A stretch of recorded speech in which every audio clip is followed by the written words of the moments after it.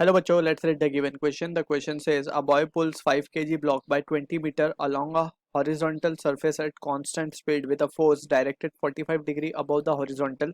If the coefficient of friction is 0.2, then option A given as the work done by the boy on the block is 163.32 joule. Option B given as the normal force on the surface by the block is 40.8 Newton. Option C given it, then normal on the surface by the block is mu mg. Option D is none of this. So to understand the given question, we need to understand about the basic of work done, right? So work done के बारे में हम क्या जानते हैं? We know work done is nothing but it is a product of force and displacement, and displacement should be in the direction of force. So this is what the definition of work is. Let's suppose a general case हम consider करते हैं. Let's suppose we have a block which is kept on the surface and an inclined force is इसके ऊपर लग रही है, which is pulling the block, and let's suppose the block is displaced by a distance s. ठीक है. So we need to understand कि ये theta angle पे let's say inclined है. So we can say अगर हम इसके component ले ले force के, so one component will be f sin theta and another component will be f cos theta. So अगर हम देखें, so f cos theta is along the displacement, right? So यहाँ पे हम work done को क्या लिख पाएंगे? Work done can be written as fs cos theta. ठीक है ना. अब यहाँ से थीटा के ऊपर डिपेंड करता है कि whether work is positive and negative. So theta अगर हम यहाँ पे देखें तो displacement and the component of force is in the same direction, या फिर हम न्यू कहें कि force and displacement is in the same direction. So theta की वैल्यू जीरो हो जाएगी, and in that case we say work done will be zero. Work done will be maximum and it will B F S, right. और अगर theta की value 180 हो जाए, that means force अगर इस तरफ है तो डिस्प्लेसमेंट बॉडी का इस तरफ है. ठीक है. So angle between them will be 180 degree, and in that case work done will be minus F S, यानी कि नेगेटिव वर्क डन होगा. ऑलराइट. और अगर सरफेस स्मूथ नहीं है, that is a friction is present on the surface, तो यहाँ पे we need to consider the frictional force. And we know कि फ्रिक्शनल फोर्स को हम क्या लिखते हैं? Mu into N, where n is the normal reaction, right? So normal reaction कैसे मिलेगा surface से? Normal reaction will be perpendicular to the surface, and on the block in the upward direction. So ये normal reaction है if weight is mg, that is mg weight अगर body surface पे apply करेगी, so बदले में normal reaction surface block को देगा in the upward direction. So this is how we write the frictional force, right? अब यहाँ पे from this discussion we can try to answer the given question. So now as per the question हमें बोला गया है कि there is a 20 kg block, 5 kg block जिसको एक force या एक boy ने pull किया हुआ है with a force let's say F. ठीक है. So and this force is at an angle 45 degree. So अगर हम इसके components ले लें, so we can say this component will be F cos 45 and vertical component will be F sin 45. Also अगर हम forces इसके ऊपर दिखाएं, so mg will be in the downward direction, और we know के नॉर्मल रिएक्शन आएगा इसके ऊपर वर्टिकली अपवर्ड एन. ठीक है. So from this we can say the body is been और the block is displaced by 20 metre. ये भी हमें गिवन है. ठीक है ना. So this is been given as 20 metre. सो ये सारी हमने एफवीडी बना ली इसकी. सो अगर हम बात करें, वी कैन से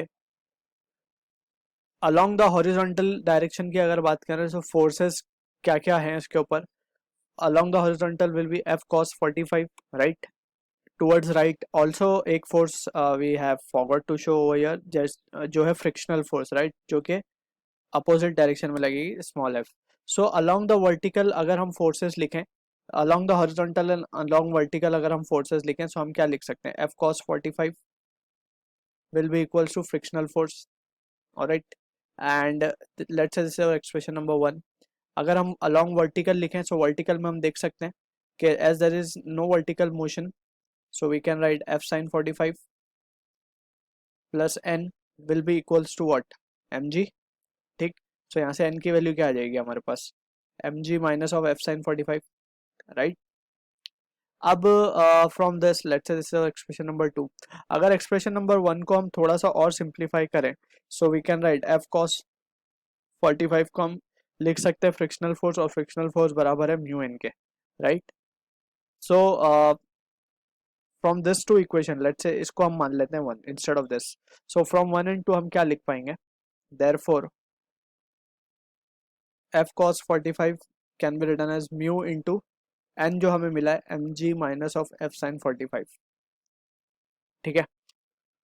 सो from this we can write therefore f by root two, ठीक है, and plus of 0.2 f by root two will be equals to mu point two into 5, that is 1, this will be equals to 9.8 हो जाएगा ये, ठीक है। And from this यहाँ पे हम क्या लिख पाएंगे, 1.2 f will be equals to 9.8 into root two, and finally जो value f comes out to be 11.515 newton, ठीक है। अब फोर्स हमें मिल चुका है, now we can calculate the value of work done by the boy. So therefore we can say work done by the boy will be f cos 45 and it's displacement that is 20 given है, ठीक है। सो f हमें मिला है 11.515 into cos 45 की value 1 by root two into 20। So from this we can say the answer comes out to be 163.33 joule. So this is the work done by boy we are getting. सो अगर हम options को देखें, so yes we can say option A हमारा correct है। अब option B की बात करते हैं, normal force that is equation 2 से हमें कैलकुलेट करनी पड़ेगी। So we can say from this now second option हम देख रहे हैं, सो एन को हम क्या लिख पाएंगे, एन को we can write N will be equals to M G minus of F sine 45, right. So M G तो हमारे पास आ जाएगा M is 5 into 9.8, so that will be equals to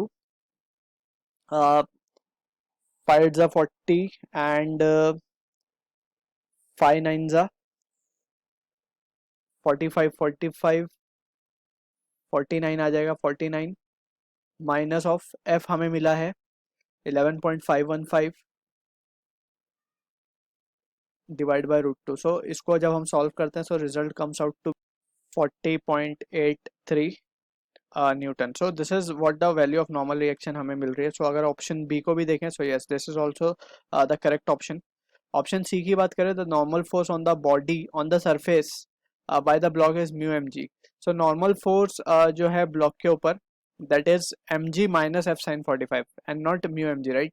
so this option can be discarded and none of this तो discard हो ही जाएगा। सो A and B are the answer to the question. I hope you understood the solution. All the best.